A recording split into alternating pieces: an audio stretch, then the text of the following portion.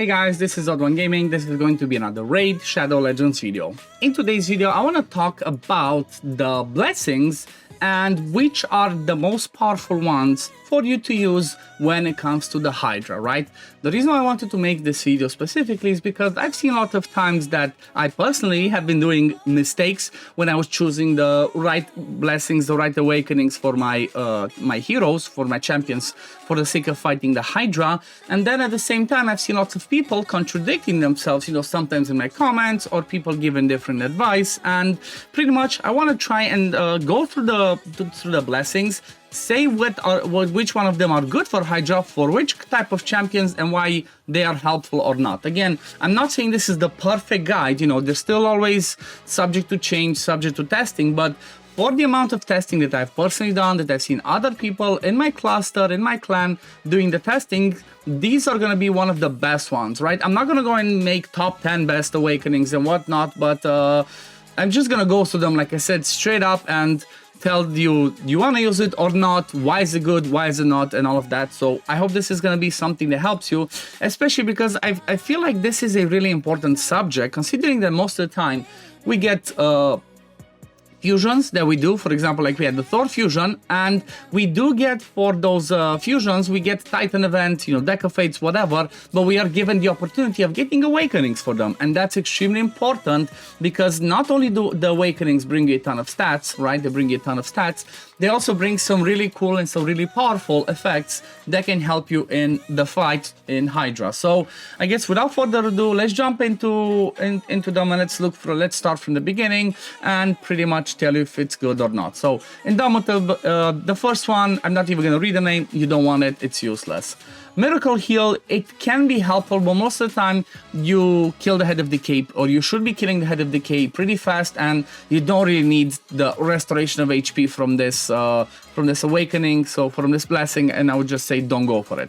Now we have Iron Will, decreases damage the champion receives according to number of debuffs on them. Again, not as powerful, it's pretty rare that this one would be good for Hydra, so you just straight up ignore it. And now we get to Heaven Cast. Well, Heaven Cast is arguably one of the most powerful, the second best from my point of view, or the third best depending on the awakening, but this one's one of the best ones when it comes to your damage dealers, right? Increases damage inflicted by this champion according to the number of buffs on them. Doesn't increase the damage from poison, burn, and bombs.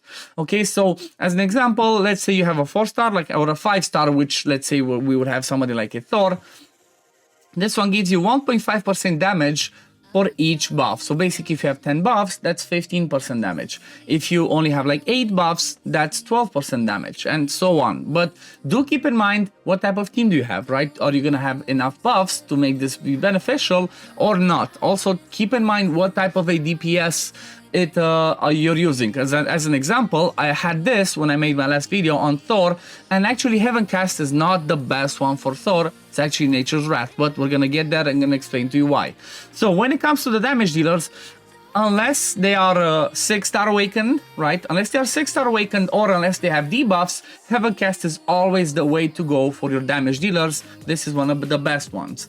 Now, Intimidating Presence, this isn't as powerful for Hydra, so I would not focus it. I would just straight up ignore this one. If you happen to have it on somebody that used for Arena as well, then keep it on. Otherwise, if you want to choose one specifically for Hydra, the Intimidating Presence is definitely not the way to go. Now, Lightning Cage. Lightning Cage is one of those quirky ones that's, you know, this was some knowledge that we gathered, I think, last year when we had the Deadwood Jedi's Hydra Clash, right? When he hosted that, we learned the Lightning Cage is one of the most powerful ones when it comes to Hydra, because what Lightning Cage does is it pretty much acts as an extra buff for the wearer. So as an example, you have somebody like a Krisk, somebody like a Molly Tankard, or somebody else that you want them to be a mischief tank that already maybe brings at least one extra different buff or 2 extra buffs compared to the rest of the team. Giving them Lightning Cage is going to be really powerful because, again, it's another buff that the Head of Mischief will see, so they will target them. So this kind of makes it a lot easier for you to keep the mischief tanking to be on the same person and not just keep going around. Obviously, depending on the speeds that you have and all that. So Lightning Cage, best one for your mischief tank. Unless you have a high resist team, then you don't need it. But if you're mischief tanking, Lightning Cage is the perfect one. Now, when we go to Dark Resolve, not the best. Phantom Touch, not really. It's like, again, Heaven Cast would be better. This one could do some damage, but I don't think it's as powerful as Heaven Cast. This one's more for, you know, different areas, maybe for like Fire Knight and stuff like that.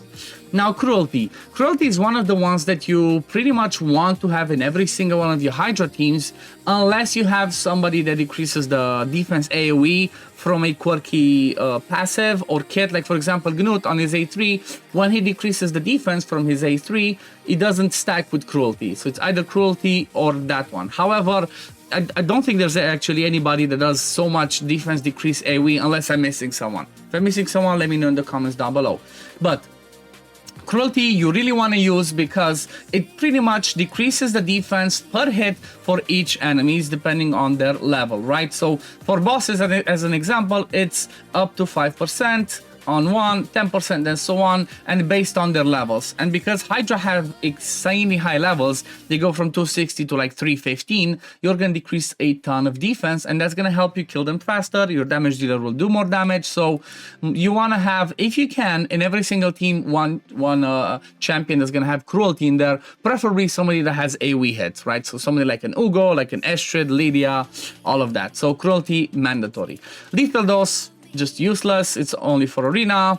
Now, Temporal Chains. This is one of the ones that I recently learned right in the last few months from my cluster, from the testing. This is actually extremely powerful for Hydra if you can have it on somebody that's a high awakening, because when the heads are decapitated, that debuff or buff, whatever appears on them, it actually makes this act, right? It makes them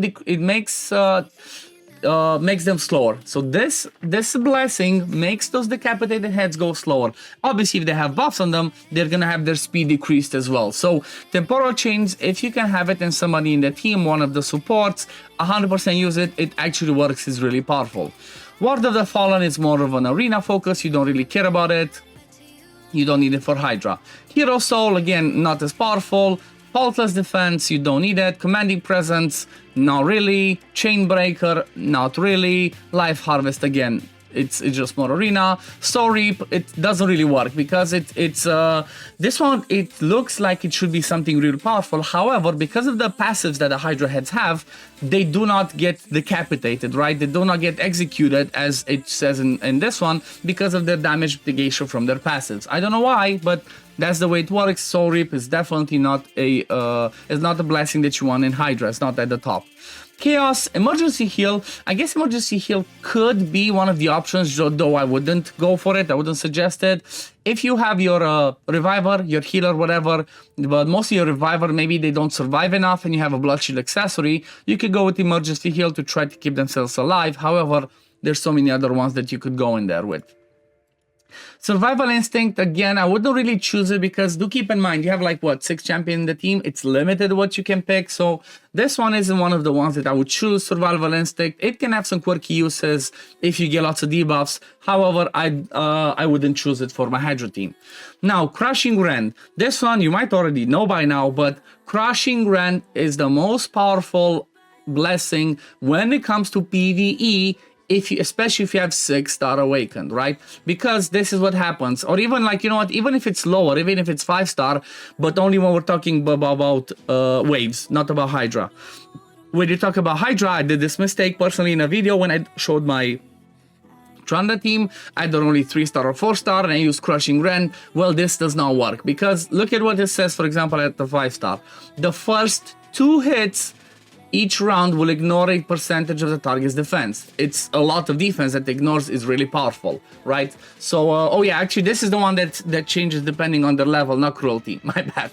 But keep this in mind, this wording, the first 2 hits, only the first 2 hits. After that, this one's pretty much useless, right? If you don't have Crushing Rend 6-star, do not pick it. Do not pick it because it only acts the first 2 hits of each round, and that's pretty much just a damage boost, so you lose out on a ton of damage. However, when you go to 6-star, that's when it becomes obscene. Every hit will ignore a percentage of the target's defense. Will ignore 1% defense for every 10 levels. So as an example, like I said, normal Hydra heads, they have, let me just show you exactly what I mean. They have 260 as the level, right? Look at this. Oh, I cannot show you, damn it. I use my keys. But you're going to see it's like 260, 280, 290, and 315, something like that. So for each 10 levels, you ignore a percentage of the... You're going to ignore a percentage of their defense, which makes it obviously the most powerful awakening for damage dealers if you have it a 6-star. If it's not 6-star, don't choose it for Hydra, as you're just losing out, right?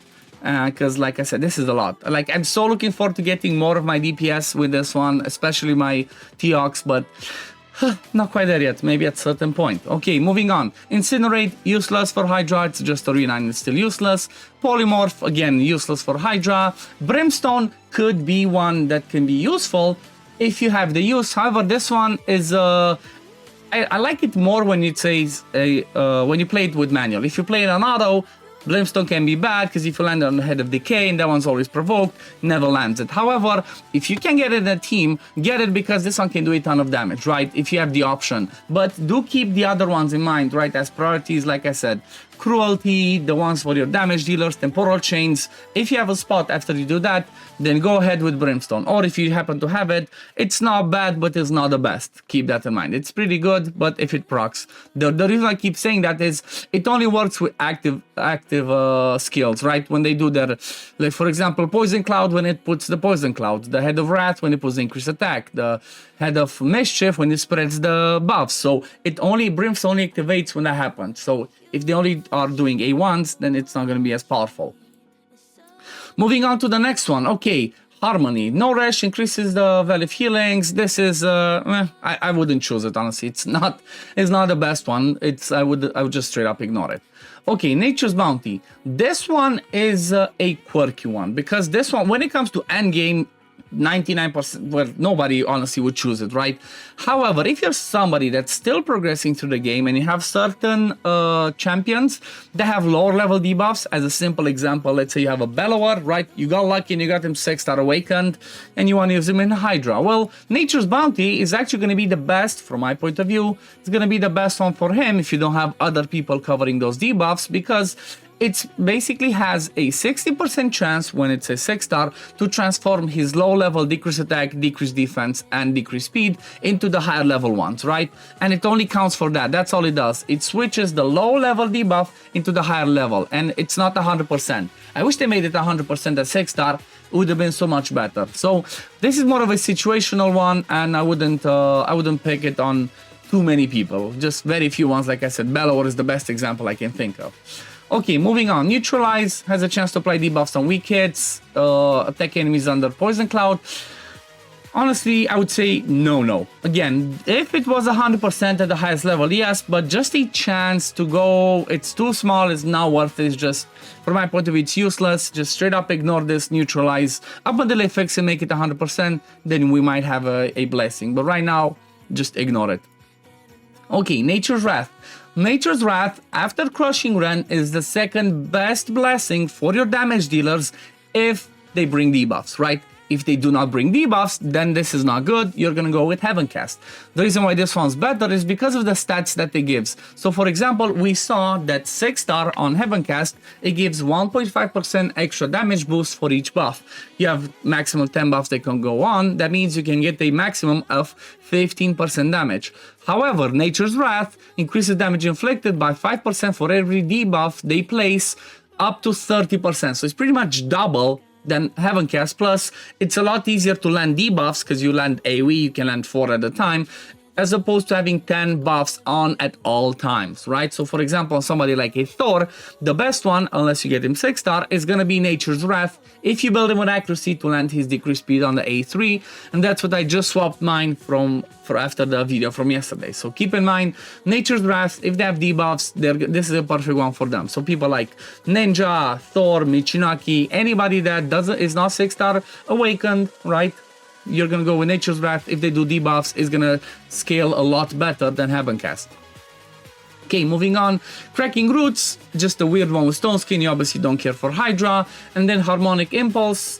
Again, honestly, I wouldn't go with it. It's just too weird. It has some interactions with Fear and True Fear, but most of the time you're gonna try and cover yourself for that, and it's just not good enough as a blessing. So yeah, I guess this pretty much covers all of them. I guess if you want me to make a different video, maybe I'm gonna make it at a certain point, like, you know, top mastery, top blessings that you want to have, I'm gonna do it, but I pretty much covered all of them today. So let me know in the comments down below if this was helpful to you or not, as I'm really curious. I'm always trying to, you know, learn more myself and always try to share my knowledge with all of you, so we can always try to improve in this game as much as we can, so we can enjoy it more. But anyway, this is gonna be it for today, guys. Thank you all for watching. As always, if you do enjoy my content, don't forget to like this video, subscribe to the channel to see when I upload next, and I'm gonna see you on the next one. Peace, love, take care, everyone. Bye, guys.